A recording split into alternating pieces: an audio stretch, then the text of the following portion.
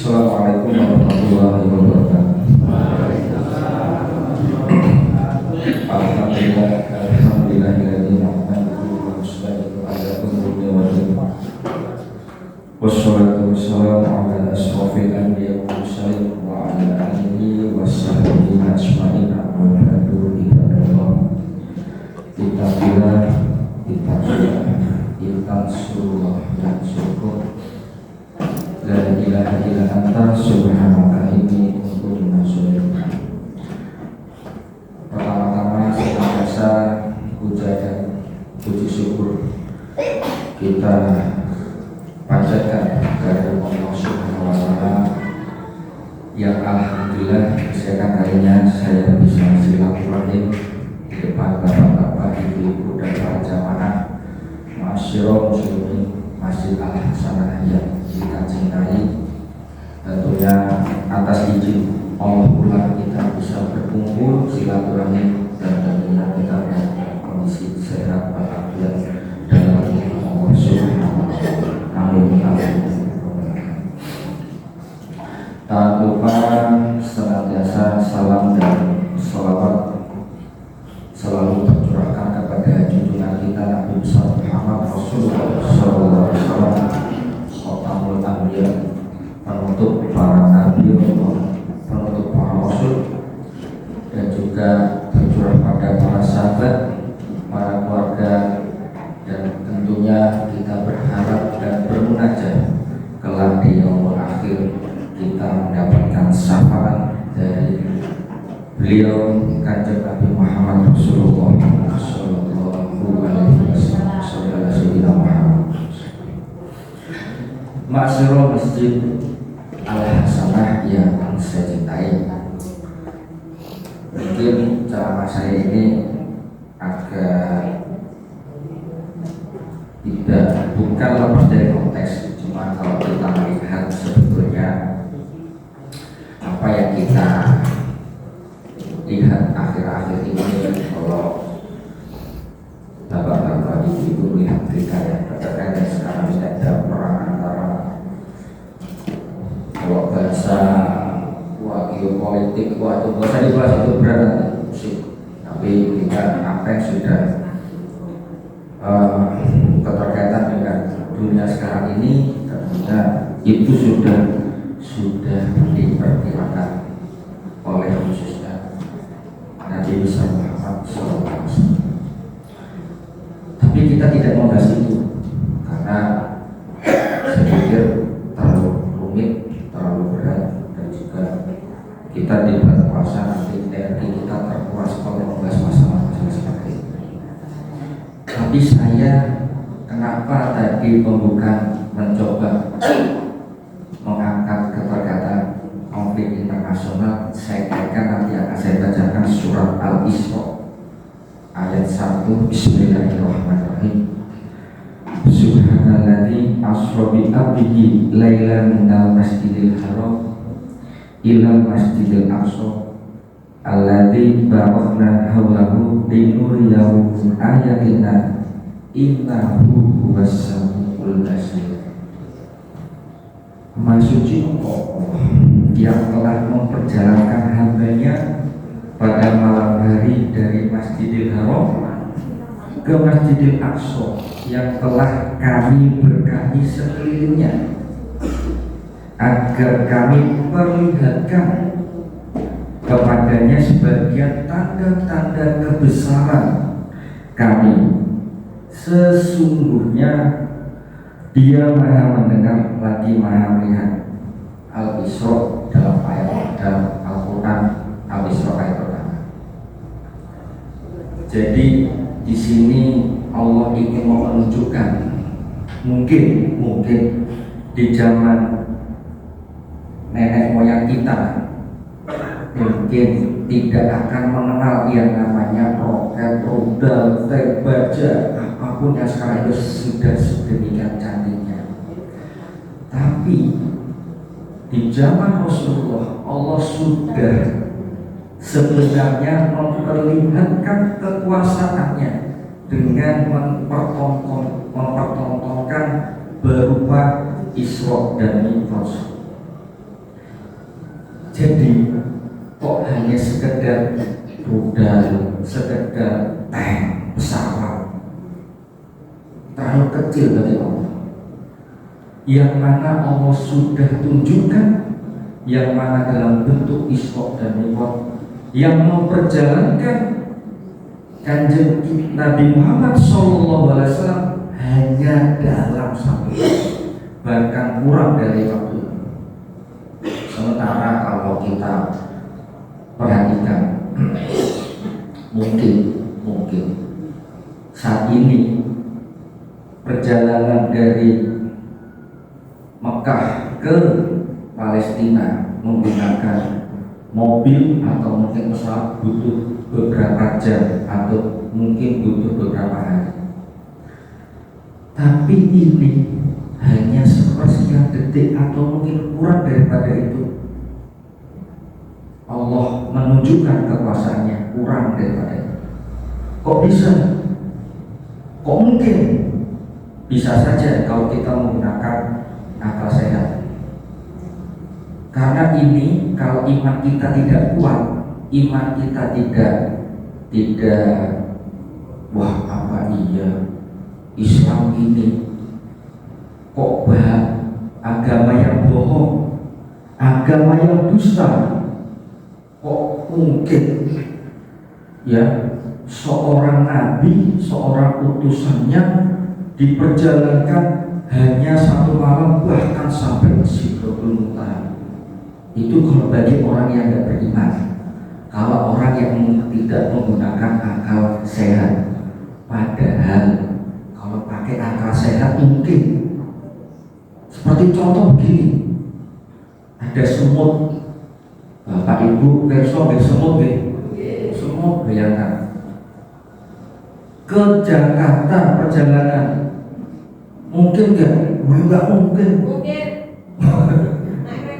naik kereta kalau ikut di tasnya seseorang.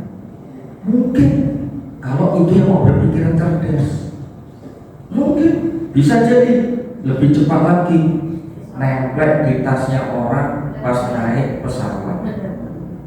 Mungkin karena kita tidak berpikir sejauh itu.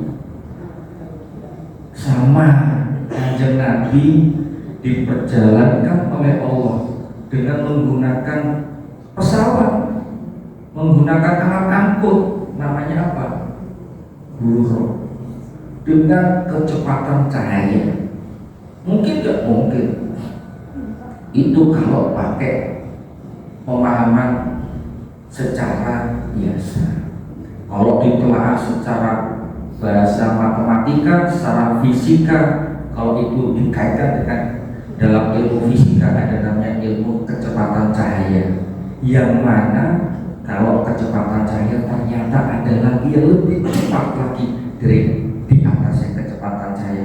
Tapi kita nggak usah mikir itu nanti muter waduh kecepatan cahaya dan kecepatan pusing, nggak usah. Kita yakin betapa dasarnya Allah dalam mempertontonkan Isra dan Mi'raj.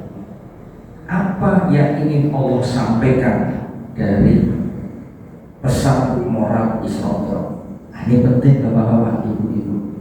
Sebagaimana kalau saya pernah sampaikan untuk saya yang apa, saya ingin menyampaikan bahwasanya ini adalah satu bentuk hadiah Allah kepada Nabi kita yang kita cintai, sebagaimana Nabi yang di saat sebelumnya dalam menyiarkan agama Islam itu sudah ditinggal wafat oleh istri tercinta Ibunda Siti Khadijah, dan selanjutnya ditinggal wafat oleh Abu Thalib sebagai orang tua beliau yang berstatus sebagai mama. Bayangkan, artinya Nabi saja yang jelas-jelas perjuangannya lebih berat daripada kita, itu saja masih diuji dengan berbagai permasalahan. Ditinggal istrinya, Masya Allah, sebagaimana ditinggal istri yang solehah, istri yang solehah ya Bu ya, istri yang solehah itu Jadi kalau suaminya datang disambut, bukan disambut beda tipis. Sambut dengan disambit, karena kalau disambit berarti bukan disambut, udah itu aja. Artinya apa? Betapa Nabi sangat kehilangan dengan keberadaan Ibunda Siti Khadijah di saat awal-awal perjuangan Islam. Nabi dibantu oleh istrinya yang bernama Siti Khadijah sebagai pedagang, seorang juragan, rela untuk membantu suaminya dalam hal menyiarkan agama Islam.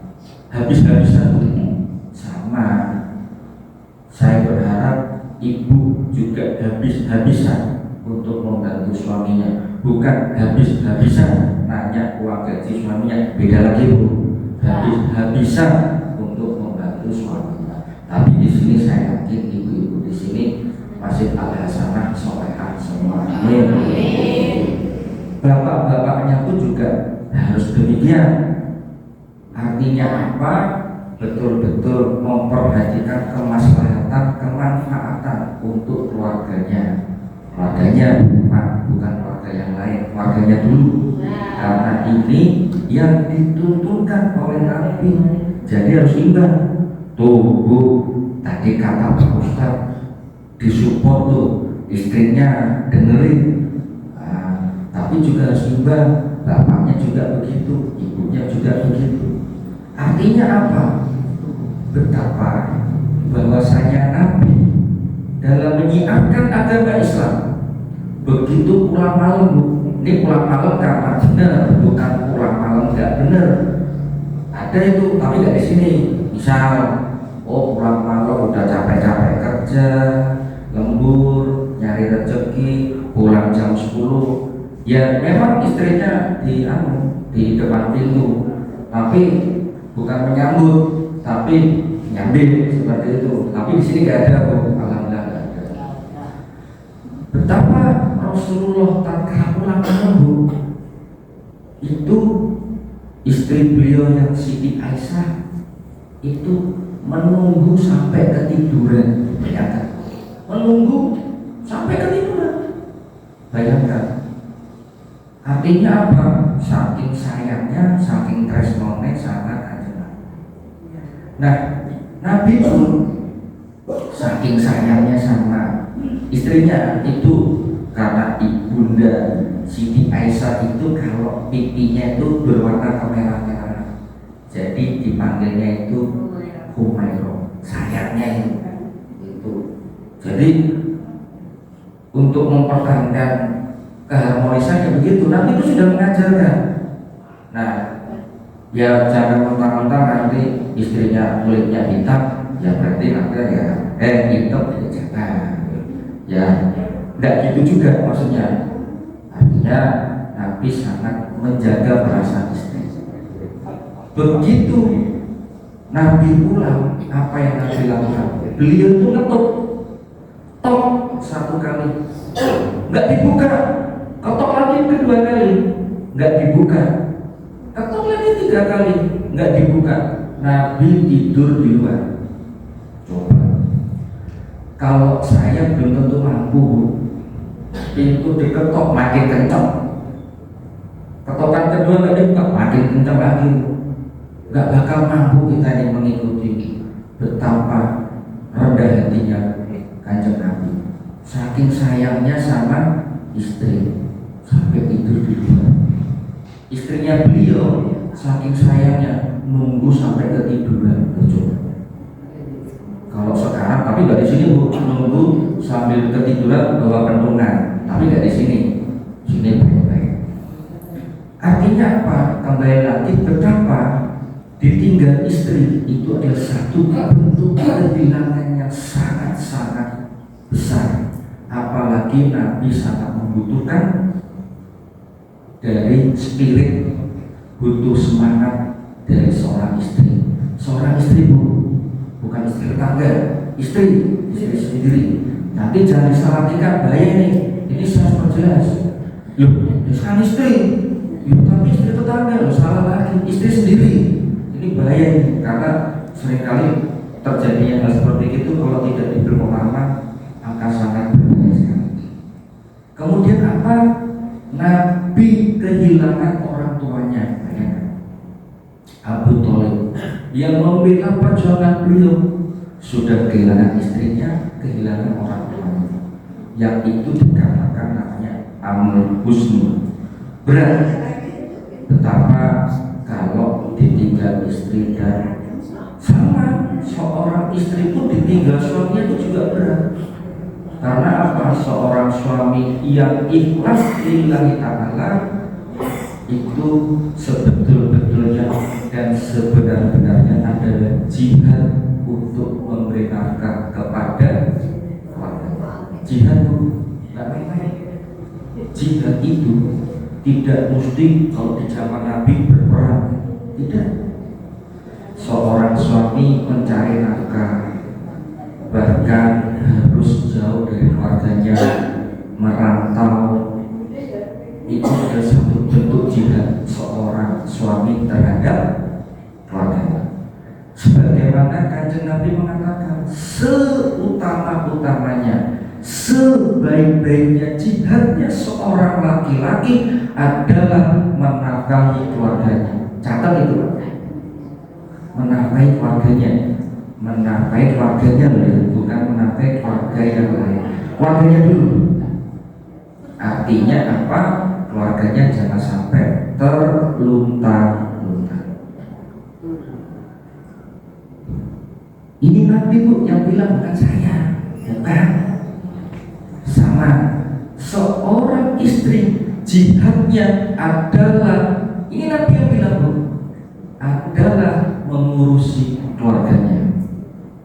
Maka pernah ada satu peristiwa, ada ibu-ibu atau emak-emak lah itulah mendatangi Kanjeng Nabi. Ya Rasulullah, saya ini iri dengan para suami-suami kita.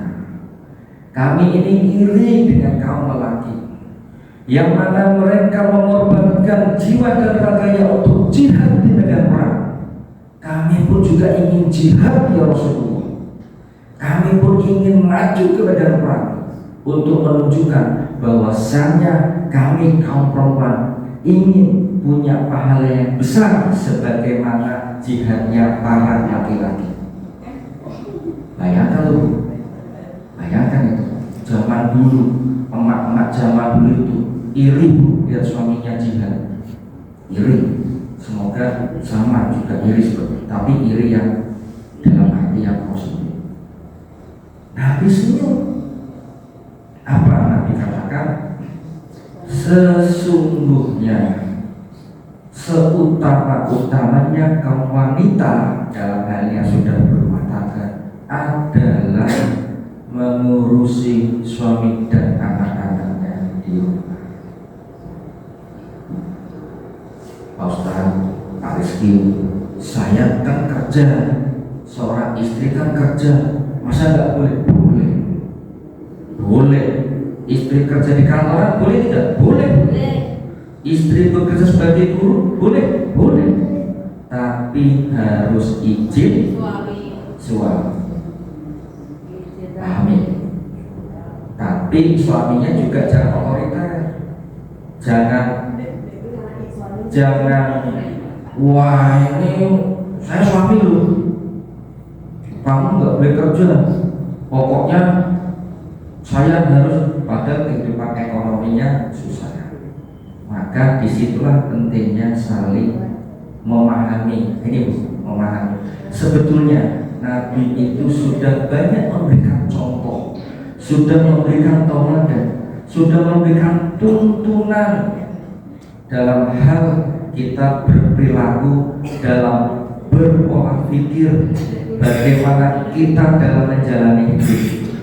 Allah itu dalam mengutus nabinya nggak pernah salah. Sebagaimana nabi yang dikatakan oleh Deus, sesungguhnya inna arsalnaka ila rahmatan lil alamin. Sesungguhnya saya ini diturunkan sebagai rahmatan lil alamin. Jadi ini kita mempelajari Islam bersyukur bahwasanya apa yang sudah Allah turunkan melalui utusannya, yaitu Kanjeng Nabi Muhammad Rasulullah SAW, sudah memberikan contoh dan tuntunan. Semoga ini kita semua, termasuk saya, karena saya juga bagian dari orang tua, bisa meneladani, bisa mencontoh apa yang diberikan oleh Nabi Muhammad SAW. Mungkin kita tidak mencontoh secara penuh, nggak mampu, betul. Jangan kita ini mencontoh dalam arti yang sebetulnya kita hanya melihat dari aspek yang sebetulnya kita belum mampu. Contoh ini mampu ya, maaf ya. Tuh, Mbok atau Bu, Nabi itu poligami. Loh iya benar, Nabi itu poligami, jangan salah. Tapi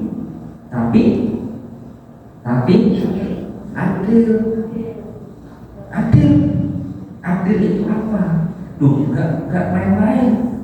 Adil itu, Masya Allah, kok jangankan adil kita punya istri dua, ini gak menyimpang. Kita adil terhadap diri kita sendiri saja belum tentu mampu. Artinya apa? Kita dalam meneladani Nabi itu jangan kita menganggap kita sesempurna Nabi. Nabi itu sudah makomnya sempurna. Jadi jangan dipahami, oh kalau seperti itu seperti ini. Kalau kita mampu, ya izin sama mbok tua ya, seperti diizinkan Bu. Saya izinkan Pak Ustaz, asal bukan suami saya, itu baik. Baik, ini biar gak tegang, karena saya juga gak bisa lama-lama karena masih harus masuk lagi. Jadi tujuan saya untuk memberikan tausiah dan ceramah biar gak aman, biar gak tegang, karena saya berharap agama itu, nasihat itu tidak hanya pada bapak-bapak dan ibu-ibu, tapi satu bentuk introspeksi buat saya juga.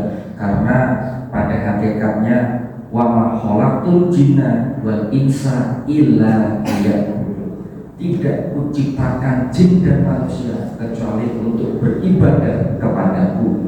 Ku adalah Allah yang maha mutlak, maha sempurna. Jadi kesimpulannya, kalau kita apa yang kita lakukan, kita niatkan semata-mata beribadah kepada Allah Subhanahu wa ta'ala. Baiklah, untuk saya akhiri, izinkan saya membacakan doa agar kita di waktu sholat pasca sholat subuh ini, doa kita dikabulkan oleh Allah Subhanahu wa ta'ala, kita mendapatkan diijabah oleh Allah Subhanahu wa ta'ala apapun permohonan yang kita mohonkan kepada Allah Subhanahu wa ta'ala. A'udzubillahi minasyaitonirrajim. Bismillahirrahmanirrahim.